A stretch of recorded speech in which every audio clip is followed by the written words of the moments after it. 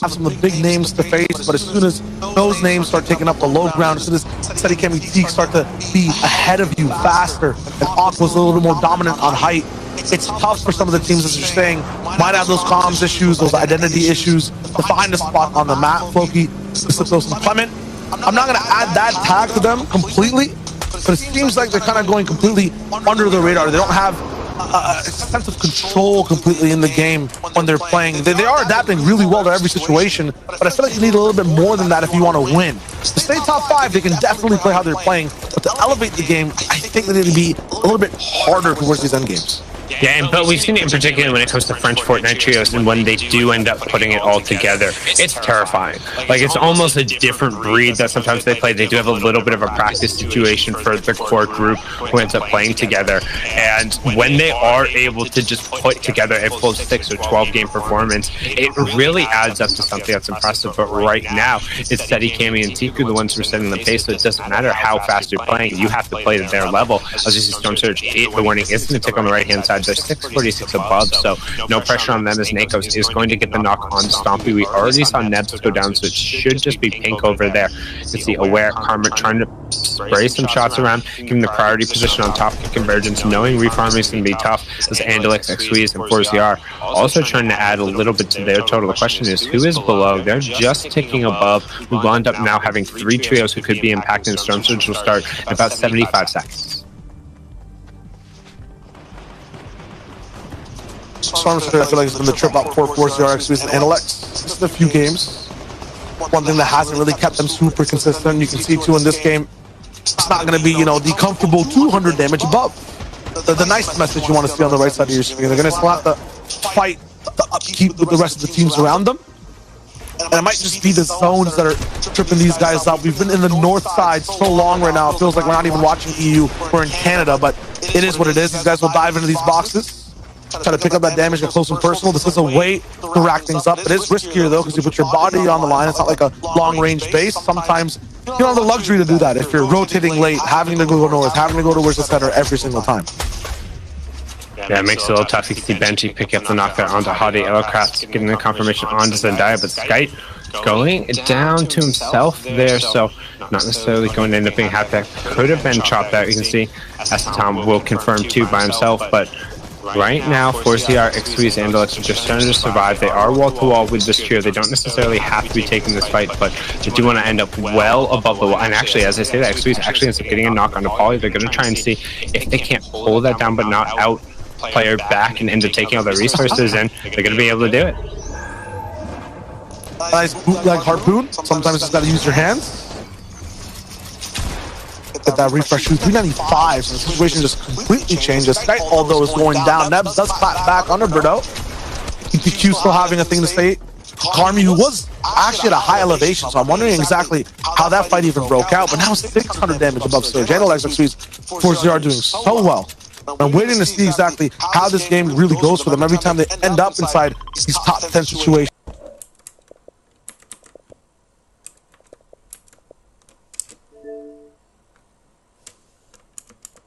There, so should be a nice little round of points. Storm Surge does turn off, but unlike last game, not as many fragmented trios and full trios going down, so lots of still duos and solos who are up on their feet, meaning no place from point to given out yet. We still have 28 trios.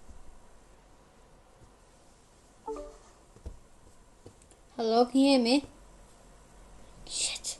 Fuck's sake. Hello? Hello? Hola. I'm just doing a live stream unboxing because you'll figure out what it is, but I think you just glitched out my Xbox app. What game? You just glitched out my Xbox app. Thank you very much. Sorry. What game? It's not a game. Oh, Fortnite. sorry.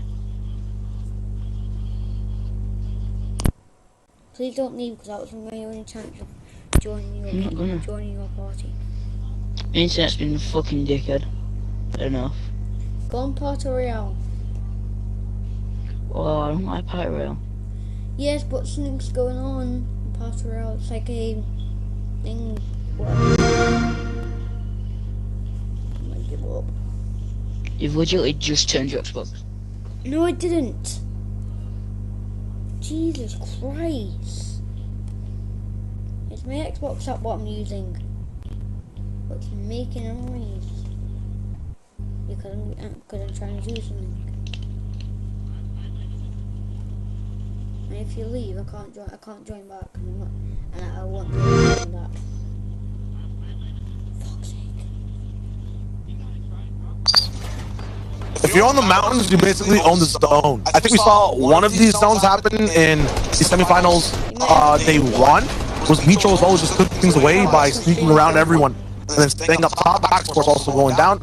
It's gonna cost them a walk up, but there's a reboot right here, and it still even looks. I know it's a 2-tick, but it feels like a 1-tick to me. It's barely even any damage. Completely nominal. I'm not sure if Goro has a medkit, but he should do it soon. There it is. Nice. They're gonna be fine. But yeah, when it comes to this zone, the more south you are, it feels like the more options you have, the more you can do. You can keep beating people, and the ground will just always be right under your feet and higher than everyone else. Gives you plenty of line of sight to be able to rain down on the lobby, and again, line of sight in the exact same spot they always are. Just a random box right in the middle of the zone on the low ground in the south corner of the zone. Like it's so weird that they haven't been shot at once. It's not like people don't know where they are. They've done the same thing every single game. But I mean, they just get plenty of room to do it, and you can see the key on their positioning is too. It might look completely random, but they're not necessarily in the direct line of fire from the people who are in power positions, right? They create enough of a distance where yes, you're not letting me join mid-game while you're in it. Shoot at them, but they're just going to be able to throw out the corner of above their head. It's a tough angle to really get the spray onto the wall, which is where you want the damage. And then on top of it, they get great lines of sight on everyone else who needs to rotate into the zone. So it just sets them up to really. I don't want to say they don't have to play the game until kind of the 5th zone in the moving circles, but it's so formulaic beforehand that you just are kind of in background. I'll turn it down, please. I can't because I'm live streaming, so no. I'll just mute you then. I'll just fucking mute you. I'm leaving. It's loud as fuck. I told you to mute me anyway. Sorry, it's just loud as fuck. Like you will burn my ears off. Actually, no, I want to build because I don't want to go in Party Rail. Oh, we have to because right, I can just watch the FPS thing. I can watch it on YouTube. Yeah, watch me then. I'll watch it on YouTube then.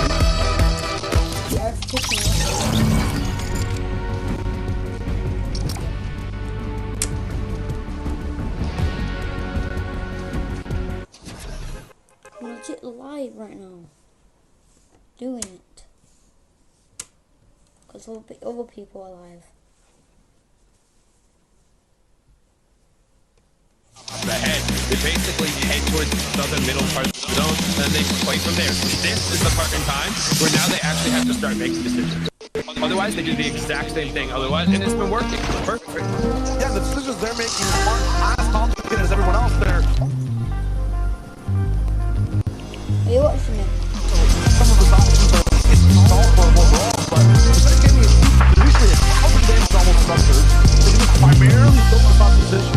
It's just a great game for them overall. Well, though, I think we're talking about this situation is looking kind of weird. There's no different sides to actually game with feeling really running when it's far low a little bit, and then some stuff goes down. One thing to note as we talk about the tournament is how they will be hard playing. The strategy and the way they get eliminations provides them and making it all the way through into the end game, right? They're not going to be picking up eliminations almost ever in the early and mid game unless they're manufacturing the ones that we've seen they've done to talk about it in the past. They kind of close the they provide the same idea. Other than that, they don't really pick them up. Whereas these other teams are putting themselves in the zone, as we saw Hellfire picking up yet another elimination. So they do have the opportunity to close the gap that way. No Riley getting enough on the things we do have started to coming through.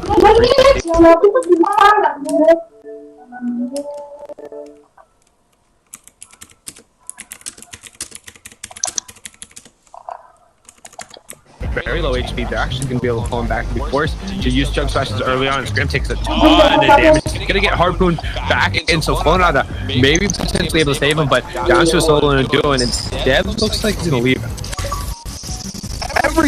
team has to get all for their positions. They're in trouble. Some of their teammates are down. They don't have the spot they want to be in.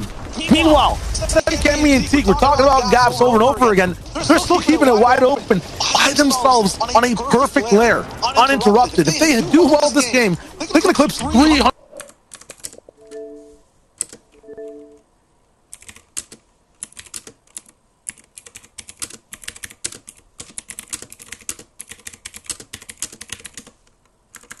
No, I'm like, do we start celebrating now? Like, pay attention to the bottom left number whenever we go to their trio. If it hits 70 points or somewhere near 80 this game, I feel like it's already wraps. That being said, though, there's so many teams flying up in the sky. They're going to have to survive for a long time. It's not the same situation as the last game where there was so many teams dropping all the way towards very end, a lot of solos. There are organized trios.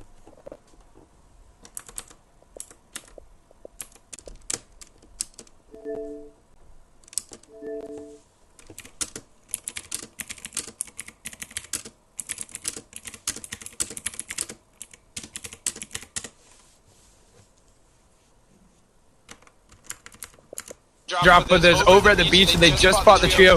They came to the day in second place, but now Noah Riley says, I need a little bit of that best fighter in EU talk going back to my name. It's been awful quiet for a while, so let's pump the volume up. Give me this downbite sundown. But it doesn't matter. Because we're talking about all of this. Look at the low ground. Look at them hip to hip the entire time. Priority position.